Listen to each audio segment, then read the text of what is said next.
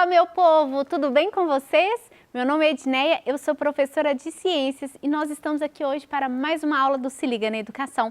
Quem está aqui comigo hoje é a Márcia. Oi, Márcia, tudo bom? Ela está aqui fazendo o nosso trabalho de inclusão, maravilhoso, né? Pessoal, hoje nós vamos começar a aula, sabe como? Respirando, então vamos lá. Esse ato de respirar é graças a um sistema. Continuando, né, a integração dos sistemas do corpo humano, na aula de hoje nós vamos falar sobre o sistema respiratório. Então, se hoje você está vivo, você está respirando, é graças ao sistema respiratório. Esse que foi muito importante nos nossos últimos 2 anos, né, ficamos presos aí numa pandemia. Estamos ainda enfrentando essa pandemia, esse sistema respiratório que foi altamente prejudicado em diversos fatores por causa da Covid-19. Então, na aula de hoje, nós vamos falar sobre esse sistema tão importante que é para o nosso corpo humano. Essa aula é dedicada, então, ao 8º ano do ensino fundamental. E nela, nós iremos trabalhar a habilidade de reconhecer a importância das trocas gasosas para o corpo humano. Então, reconhecer por que a gente tem que respirar, por que o pulmão é um órgão vital, por que nós precisamos... E outra coisa, por que é esse ato de respirar, e inspirar e expirar é involuntário? Você pode até tentar controlar. Se você parar aí, ó, a sua respiração por alguns minutos, você consegue controlar. Tem gente que consegue por mais tempo, né?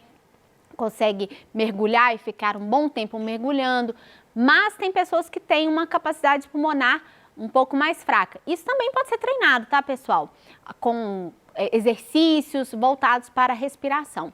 Então, se nós estamos respirando, esse ato de respirar não é voluntário, por mais que pareça, por mais que eu fale assim, vou respirar.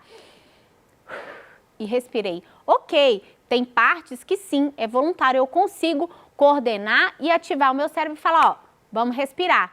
Mas, se eu paro por um tempo de respirar, meu cérebro manda o comando para o pulmão, para todos os outros órgãos que estão coordenados no sistema respiratório, e aí a gente vai fazer o quê? Respirar. Então, não é um movimento voluntário, ele é um movimento involuntário coordenado pelo seu sistema nervoso central. Então, quem coordena o sistema respiratório é o sistema nervoso, ok? Bom, você sabe como que o sistema funciona? Eu já dei a dica aqui e falei que é o sistema nervoso que vai coordenar e fazer com que você respire. Mas você sabe como que acontece a respiração, por que ela está acontecendo, onde que isso ocorre, o que vai formar o sistema respiratório, quais são os órgãos que formam o sistema respiratório. Então, vamos lá. Começando, eu trouxe essa imagem linda, maravilhosa aqui, que é do nosso sistema respiratório. Vamos começar aqui, ó, pelas fossas nasais. Então, eu tenho a narina, né, o nariz, tá aqui, com 2 cavidades. O ar entra por essas cavidades e aí ele se espalha aqui, ó, na cavidade nasal, que é uma região oca, rica em células. Essas células são olfativas, na qual a gente tem o nosso olfato, né? O cheiro das coisas a gente sente através das células que estão presentes aqui, várias células sensitivas, quimiorreceptoras, e nessa região a gente tem a presença dos pelos. Os pelos no nariz, gente, ele tem importante função de reter partículas que estão suspensas no ar. Então, ele ajuda não só a reter essas partículas, como também a filtrar o ar que está entrando. A segunda característica dessa região é que ela é altamente vascularizada. Por isso, gente, que quando a gente às vezes leva uma pancada no nariz, o nariz sangra muito fácil. Tem algumas pessoas que têm, principalmente na infância, qualquer coisinha o nariz sangra, né? Muito provavelmente tem, às vezes, algum vasinho mais superficial, que está um pouco mais frágil, e à medida que vai envelhecendo, isso vai resolvendo. Mas essa região é muito vascularizada, e isso tem um porquê. Não é à toa que está cheio de sangue ali, não. O sangue, ele vai permitir com que o ar fique mais quente. Por quê? Vejamos. A temperatura que está aqui fora é diferente da temperatura que está dentro do meu corpo.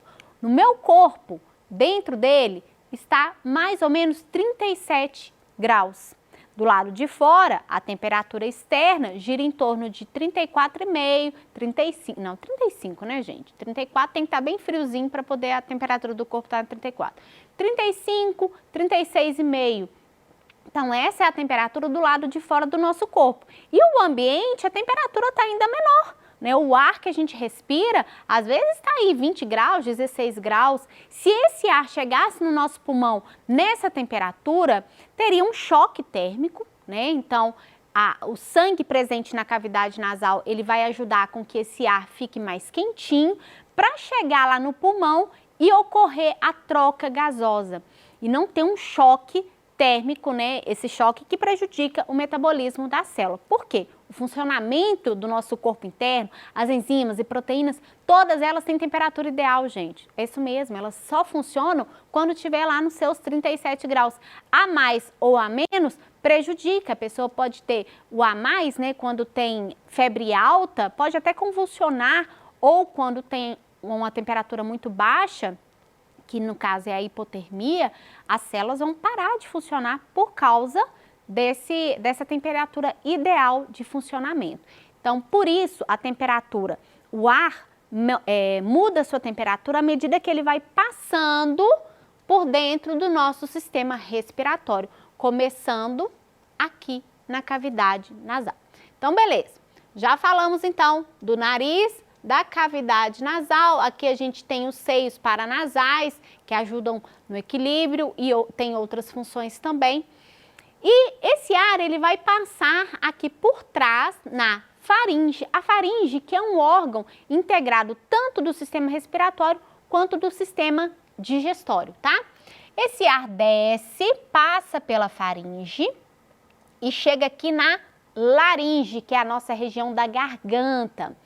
Na garganta, ele passa então para a traqueia. Lembrando que aqui na laringe nós temos a epiglote, que é a região que tampa, é como se fosse uma tampinha, que à medida que está passando o ar, ele vai ser direcionado para o pulmão, então ela tampa a região para que, por exemplo, quando você está se alimentando, não pode ter passagem de ar e de comida ao mesmo tempo. Se acontece isso, você engasga, porque a comida pode ir para a traqueia. Então, o que a epiglote faz? Ela vem aqui, ó, e tampa a entrada da traqueia, permitindo com que a comida passe para o esôfago, porque um está do lado do outro. Então, aqui, ó, é o esôfago, aqui é a traqueia. A epiglote vem e tampa, não permitindo que a comida passe para a traqueia. E também o ar não passe para o esôfago. Então, o ar vai descer aqui pela traqueia. A traqueia, gente, ela é um órgão. Se você passar a mão assim, ó, passe aí na sua garganta. Você vai sentir vários aneizinhos. Pode fazer, fica tranquilo. Pode pedir a família toda aí para fazer também. Então, quando você faz isso, você sente esses vários aneizinhos. Isso aqui é a nossa traqueia. Pensa, vocês já viram aquela mangueira de passar fio? Muitos eletricistas devem ter em casa. Aquela mangueira, ela é cheia de anéis. A nossa traqueia é muito parecida com aquilo, formado por anéis cartilaginosos e que tem também musculatura, permitindo a expansão e a contração desse órgão quando ocorre a passagem do ar. Então, a traqueia, ela vem descendo, é cerca de 12 centímetros, chegando numa certa região da nossa caixa torácica, ela bifurca. Quando ela bifurca, ela vira os brônquios. Esses brônquios, eles eles vão se bifurcar e vão formar os bronquíolos. Pensa numa árvore, de cabeça para baixo. Então, eu tenho aqui o tronco ramifica, forma-se os galhos e os galhos vão ramificar ainda mais para que na beiradinha tenha a folha. Então, o que corresponde à folha aqui para a gente são os alvéolos, que é a porção final no pulmão. Então, eu tenho ar passando, caminho percorrido, nariz, faringe, traqueia, ramificou, foi para os brônquios, brônquios viram bronquíolos e na pontinha de cada bronquíolo a gente tem isso aqui, ó, que é chamado de alvéolo. Essa região, pessoal, é chamada de região funcional. É a região que realmente ocorre a troca gasosa, a troca entre oxigênio e gás carbônico. Então, quais são os órgãos que compõem o sistema respiratório? Trato superior, nariz, faringe, traqueia. Trato mediano, né, a traqueia no caso. E trato inferior, traqueia, brônquios, bronquíolos e alvéolos. E os dois pulmões. Nós temos dois pulmões, um pouco maior do que o outro, devido à presença do coração mais voltada para o lado esquerdo do nosso corpo. Então, nós temos pulmão direito e pulmão esquerdo, ok? Esses são os órgãos que compõem o sistema respiratório. É por aqui que o ar entra, faz o processo dele de troca gasosa e sai. Mas aí eu pergunto para vocês, para que a gente respira? O que é necessário? O que a gente está fazendo quando a gente está respirando? O que é essa troca gasosa? Então, vamos lá. Vamos por partes, né? O sistema respiratório, ele é responsável por captar o oxigênio que está aqui presente no ar. Então, o O2 que nós temos no ar vai ser inserido, ele é inspirado quando a gente manda o ar lá para dentro e ele é expirado quando a gente manda o ar para o lado de fora. Quando você manda o ar para dentro, você está levando o oxigênio e quando você libera o ar, você está liberando CO2, que se ficar no seu organismo é tóxico, ele vai prejudicar o funcionamento das células e o oxigênio é necessário para todo o funcionamento do corpo, então todas as células do seu corpo precisam do oxigênio para sobreviverem, ok? Então, na respiração, a gente inspira oxigênio e expira gás carbônico, ok? Vamos lá. Então, o ar que a gente tira do ambiente é o mesmo ar que liberamos na respiração? Vocês acham que é? Então, quando a gente respira, a gente está inserindo dentro do nosso corpo um tipo de gás, que é o oxigênio, e liberando para fora o gás carbônico. Então, vamos ver aqui como que esse processo ocorre. Os nossos dois pulmões, eles têm a presença dos alvéolos. Esses alvéolos, pensa num cachinho de uva. Eles são parecidos com cachos de uva e altamente vascularizados, ou seja, tem presença de muito sangue nessa região. Por quê? É no sangue que vão ser transportados tanto o oxigênio como o gás carbônico. E aí o que acontece? A gente respira, o ar chegou aqui no pulmão, aqui nos alvéolos vai ocorrer o processo de troca gasosa. O que é a troca gasosa? É o oxigênio que eu inspirei entrando, passando para o sangue e o gás carbônico que estava no sangue passando para os alvéolos para eles fazer o caminho reverso do oxigênio e ser liberado. Ah, professora, mas a gente sabe que no ar que a gente respira também tem CO2, a gente respira ele. Sim, a gente respira, mas a maior concentração que a gente tem é de O2. Então, o nosso corpo, ele não vai fazer essa troca do CO2 por CO2, não, ele vai liberar o CO2 de novo. Então, entra oxigênio, sai gás carbônico. E aí nós temos, né, os nossos seres fotossintetizantes que permitem a realização da fotossíntese, sejam as árvores, sejam as algas, que vão fazer essa troca. Pega o gás carbônico que nós liberamos para o meio, pega a luz solar, a água, transforma isso em alimento para ele mesmo, que é a glicose, e libera para a gente o oxigênio. Olha que perfeição! Olha o porquê da importância da gente linkar, por exemplo, o meio ambiente com os sistemas do nosso corpo. Por que a gente tem que respeitar essa questão? Porque é através desses seres, né, fotossintetizantes, seja vegetal, sejam as algas, que nós vamos obter o oxigênio que a gente precisa aqui dentro do nosso corpo. Se a gente desmata, se a gente queima, se a gente destrói o meio ambiente, a gente aumenta cada vez mais o nível de CO2, o que é tóxico para o nosso corpo, vai gerar consequência, né? Determinadas doenças também. e diminui a concentração de oxigênio. Sem contar nos outros efeitos, nos problemas lá do efeito estufa, aumento da temperatura do planeta, aquecimento global e por aí vai, tá? Então, assim, só para vocês entenderem como que a ciência está toda conectada ao mesmo tempo com vegetal, com animal, com todos os seres que fazem parte desse planeta e também a capacidade, as características abióticas, né, daquilo que não tem vida. Continuando aqui, pessoal, eu trouxe um exemplo para a gente poder fazer junto, como por exemplo, quando a gente respira, né, o ar que está entrando no nosso corpo, ele tem o nome desse movimento, né, quando você leva o ar, é chamado de inspiração. Então, deixa eu colocar aqui para vocês, vamos preencher essa tabela juntinhos. Então, tá aqui, o nome do movimento da entrada do ar é a inspiração.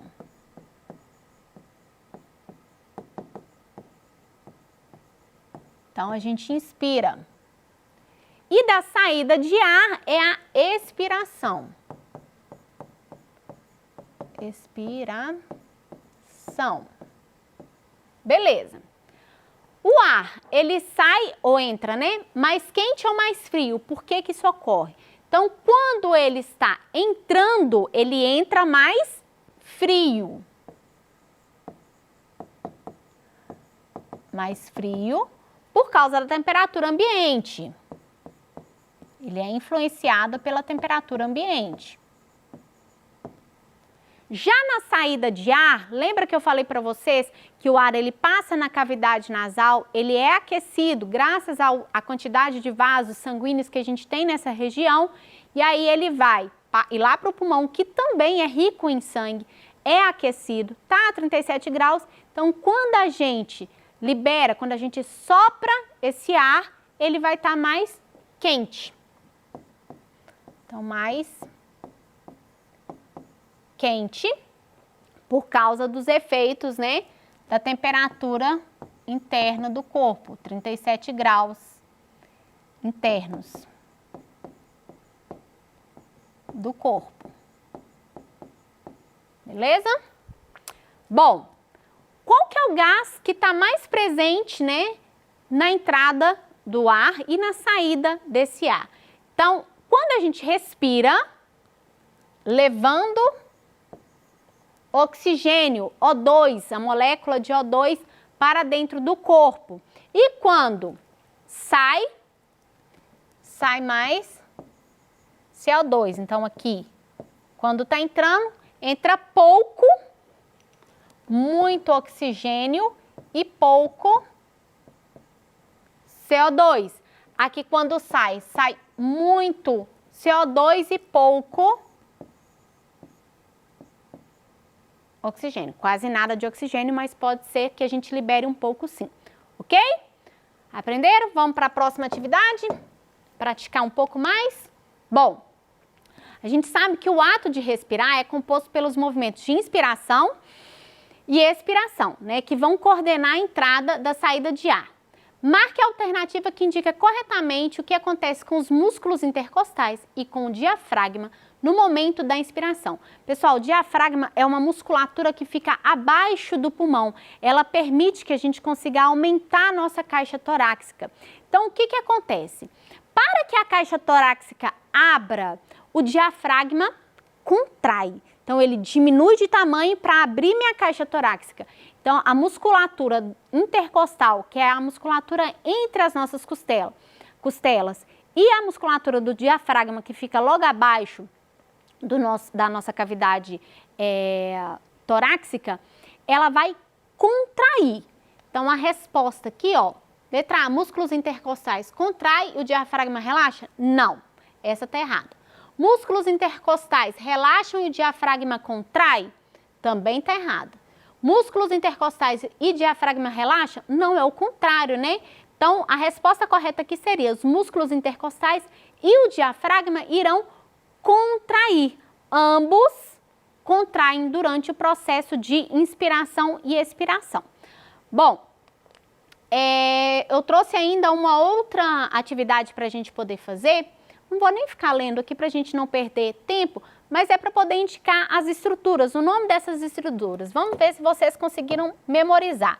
Então, em um aqui, eu falei para vocês os anéisinhos, a gente tem a traqueia. Em 2, os brônquios. E em 3, os alvéolos, que é a unidade funcional do pulmão.